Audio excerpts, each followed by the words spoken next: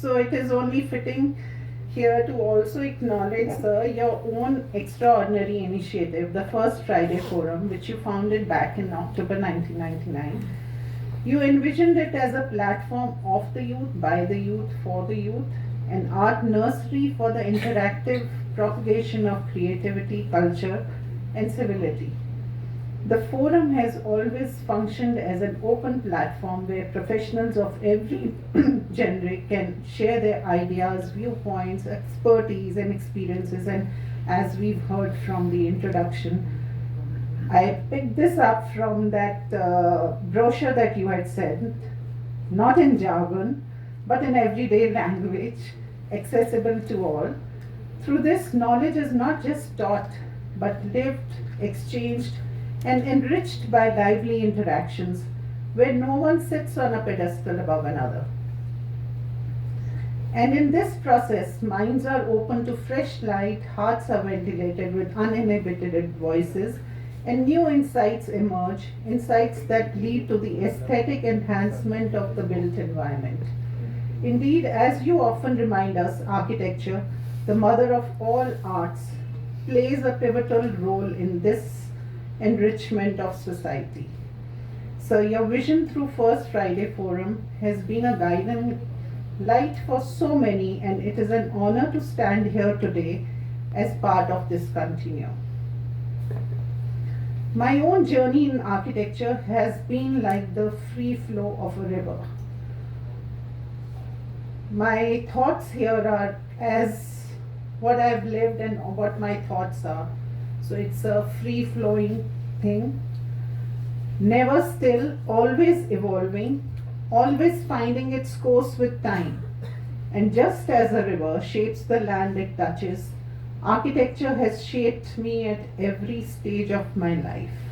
At every turn, I try to set my priorities clearly and firmly, never dictated by peer pressures, never bound by social expectations, but guided only by my inner conviction. One can study architecture in classrooms. We all have. But creativity cannot be taught. It must be lived. Passion cannot be taught. It must be experienced. Those sleepless nights we all have gone through, those rigorous submissions during our 5 years of study, they did more than just make us architects.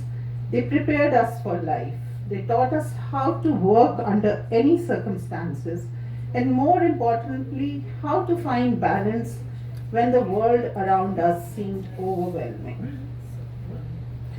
When I say balance, it's more for us women in architecture.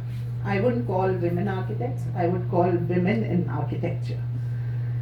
It was with that spirit that In Awe was born. It came from Indian air, water, earth. Very rightly today, with the topic that Sir has chosen, one, urbanization. A small seed of a vision, a platform for discussions, blogs, workshops, and meaningful exchanges. A place where knowledge could travel beyond metropolitan boundaries and reach every stakeholder in the industry. From humble beginnings as a newsletter to impactful campaigns and conferences, our journey towards sustainable living continues to inspire. On World Environment Day, we reflected on our green commitment with initiatives that became milestones. Our social campaign with Select City Walk, a mall in Delhi, sparked conversations on sustainability. We partnered with DLF Promenade Vasant Kunj for a World Environment Day. We also partnered with Select City Walk, Life Science Plastic, furthered our mission for a greener, more conscious future.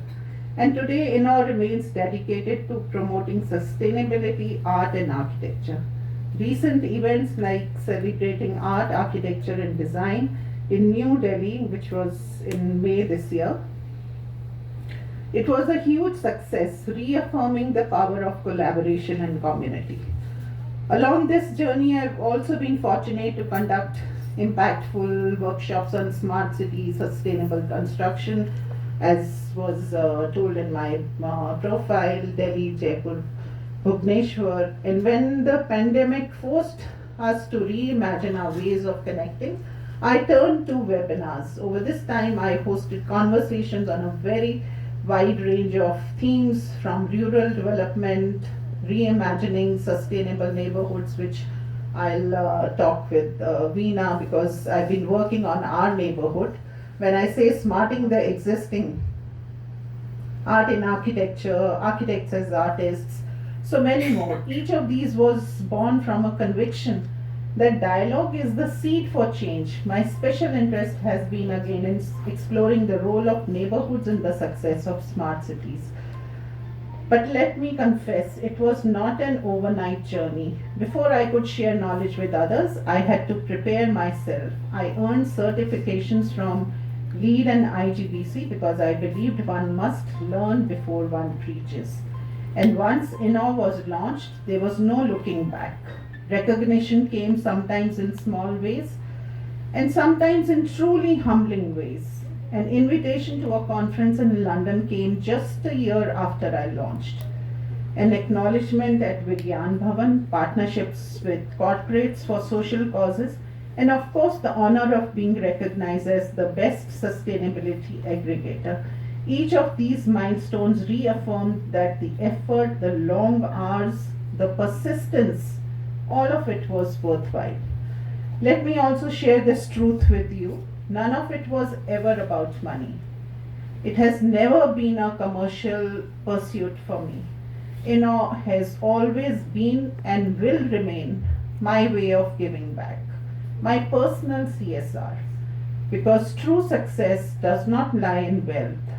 True success lies in conviction, in the belief that what you do is meaningful, that it creates benefit for others, that it